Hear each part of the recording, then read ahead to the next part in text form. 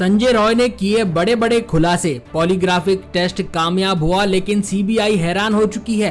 तो देखिए कि सीबीआई को आखिर क्या क्या पता चला है। मुख्य आरोपी संजय रॉय के दावों से और भी उलझ गई है गुत्थी।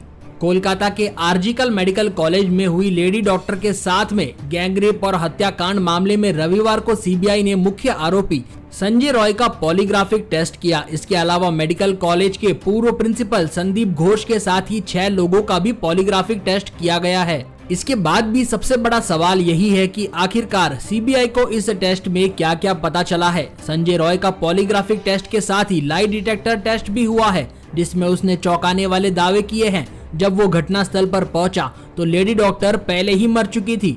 मुख्य आरोपी संजय रॉय का पॉलीग्राफिक टेस्ट जेल में ही करवाया गया था। आशंका है कि उसने सीबीआई की पूछताछ के दौरान कई सारे सवालों के गलत जवाब दिए थे। टाइम्स ऑफ इंडिया की रिपोर्ट्स के मुताबिक संजय रॉय पूरे टेस्ट के दौरान परेशान रहा था। जब भी सीबीआई ने उससे केस से जुड़े सबूतों के बारे में पूछताछ करी तो संजय रॉय कई तरीके के बहाने बनाने लगा। उसने ये भी दावा किया कि जब वो हॉस्पिटल के अंदर पहुंचा, यानी कि घटनास्थल पर जब वो पहुंचा, तब तक पीड़िता की मौत हो चुकी थी। कोलकाता पुलिस का कहना है कि आरोपी संजय रॉय ने रेप और हत्या का आरोप कबूल कर लिया है, लेकिन संजय रॉय ने तो पॉलीग्राफिक टेस्ट में बताया कि उसके पहुंचने से पहले तो पीड़िता मर चुकी थी और उसने जब डॉक्टर को इस हालत में देखा तो वो डर के मारे अस्पताल के परिसर से भाग गया था। अब यहाँ पर समझ नहीं आ रहा है कि कौन सही कह रहा है, कौन गलत। कोलकाता पुलिस कहती है कि हत्या का आरोपी संजय रॉय है, वहीं पर पॉलीग्राफी टेस्ट में संजय रॉय कहता है कि मैंने ये हत्या नहीं की थी, वह लड़की पहले से ही मरी हुई थी। अब संजय रॉय सीबीआई के सामने ये दावा करता है कि वो बेकसूर है और उसे बेवजह फंसाया जा रहा है। लेकिन उससे पहले आपको बता देते हैं कि आखिरकार पॉलीग्राफी टेस्ट और नार्को टेस्ट में क्या अंतर होता है, क्योंकि कई सारे लोग इस बारे में जानते ही नहीं। पॉलीग्राफी टेस्ट में आरोपी के शरीर से एक मशीन को अटैच कर दिया जाता है और उसे किसी तरीके का कोई इंजेक्शन नहीं दिया जाता और इस दौरान जब उससे सवाल पूछा जाता है तो जवाब के दौरान आरोपी के शरीर से आ रही सिग्नल का रिकॉर्ड किया जाता है। आरोपी का दिमाग एक्टिव रहता है और सिग्नल के ही आधार पर सच या झूठ का पता लगाया जाता है। आपने पिक्चरों में भी कई बार देखा होगा, इसी तरीके से सच या झूठ को उगलवा कर चेक किया जाता है। वहीं नार्को टेस्ट में सोडियम पेंटेनॉल का इंजेक्शन दिया जाता है और इस टेस्ट में आरोपी का दिमाग एक्टिव नहीं रहता, उसे अलग अलग ख्याल आने लगते हैं। आरोपी बेहोश होने की हालत में जवाब दे देता है और नार्को टेस्ट में मशीन के सिग्नल को प्रभावित नहीं किया जा सकता। वहीं पर पॉलीग्राफी टेस्ट में कई बार ऐसा होता है कि सफाई से झूठ बोलने पर मशीन को भी उसकी सच्चाई का पता नहीं चलता। वहीं पर नार्को टेस्ट में अपराध से जुड़े हुए जवाबों की मिलने की गुंजाइश ज्यादा रहती है और संजय रॉय को दोस्तों पॉलीग्राफी टेस्ट के दौरान ही चेक किया गया था। अभी तक उसका नार्को टेस्ट नहीं करवाया गया है। अब देखिए कि सीबीआई ने संजय रॉय से पॉलीग्राफी टेस्ट के दौरान क्या क्या सवाल पूछे।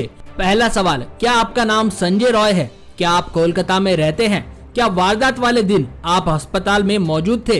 क्या आपने पीड़िता का कत्ल किया है? क्या आपने कभी झूठ बोला है? क्या टमाटर का रंग लाल होता है? क्या आप डॉक्टर संदीप घोष को जानते हैं? क्या आपने कत्ल की जानकारी संदीप घोष को दी थी? क्या आपके साथ सेमिनार हॉल में कोई और भी मौजूद था? और इसी तरीके से आखिर में पूछा गया, क्या आपका ब्लूटूथ सेमिनार हॉल में ही टूट गया था? इसी के चलते दोस्तों पॉलीग्राफी टेस्ट के दौरान सीबीआई को काफी सारी जानकारी मिल चुकी है। लेकिन शुरुआत में तो कोलकाता पुलिस कुछ और ही बयान दे रही थी। उनका तो कहना था कि संजय रॉय ने ही हत्या करके रेप किया था। क्या कोलकाता के आरजीकर अस्पताल में और भी लोगों को बचाने की कोशिश की जा रही है और इसी मामले में अभी तक ममता बनर्जी की तरफ से कोई ठोस कदम नहीं दिखाई दिए हैं। लेकिन संजय रॉय हर बार अपना बयान बदलता हुआ नजर आ रहा है। मुख्य आरोपी के तौर पर कोलकाता पुलिस ने जब पूछा तो संजय रॉय ने अलग जवाब दिया और जब उसे जेल लाया गया था तो उसने बताया कि वो रेप और मर्डर के बारे में तो कुछ जानता ही नहीं है। इतना ही नहीं, सियालदा के कोर्ट में जब मजिस्ट्रेट के सामने उसे पेश किया गया तब भी उसने यही कहा था कि मैं तो इस बारे में कुछ जानता ही नहीं हूँ, पुलिस वाले मुझे जानबूझकर फंसाने की कोशिश कर रहे हैं। अब सीबीआई के अधिकारी भी यही कह रहे हैं कि संजय रॉय हर बार कुछ नया बयान दे रहा है ताकि वो किसी भी कीमत पर इस जांच को गुमराह कर सके।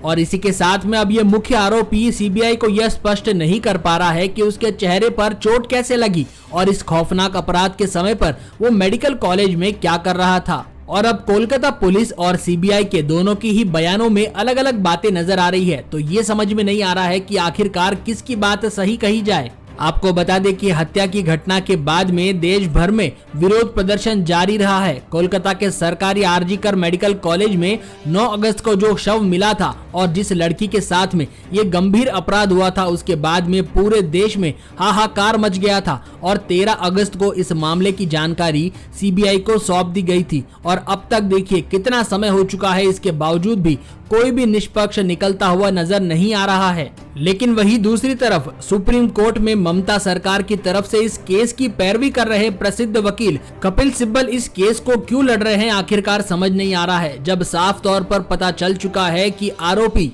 संजय रॉय ही है, तो उसके खिलाफ एक्शन लेने की बजाय कपिल सिब्बल ममता सरकार की पैरवी क्यों करता हुआ नजर आ रहा है। और इसी बात को लेकर पूरे देश में एक आक्रोश नजर आ रहा है कि आखिरकार कपिल सिब्बल मुख्य आरोपी को बचाने में क्यों लगे हुए हैं। वहीं दूसरी तरफ पीएम मोदी ने भी रविवार को महाराष्ट्र के जलगांव में हुए सम्मेलन के दौरान कोलकाता के केस के बारे में जिक्र किया। उन्होंने कहा कि आज मैं एक बार फिर से देश के हर राजनीतिक दल से कहूंगा और राज्य सरकार से कहूंगा कि महिलाओं के खिलाफ अपराध अक्षम्य पाप है। दोषी चाहे कोई भी हो, वो बचना नहीं चाहिए। या तो आजीवन कारावास या फिर फांसी की सजा उसे किसी भी तौर पर होनी चाहिए। उसको किसी भी रूप से मदद करने वाले भी बचने नहीं चाहिए। साथियों, माताओं, बहनों, बेटियों का सामर्थ्य बढ़ाने के साथ साथ उनकी सुरक्षा भी देश की प्राथमिकता है। मैं एक बार फिर देश के हर राजनीतिक दल से कहूंगा, हर राज्य सरकार से कहूंगा कि महिलाओं के खिलाफ अपराध अक्षम्य पाप है।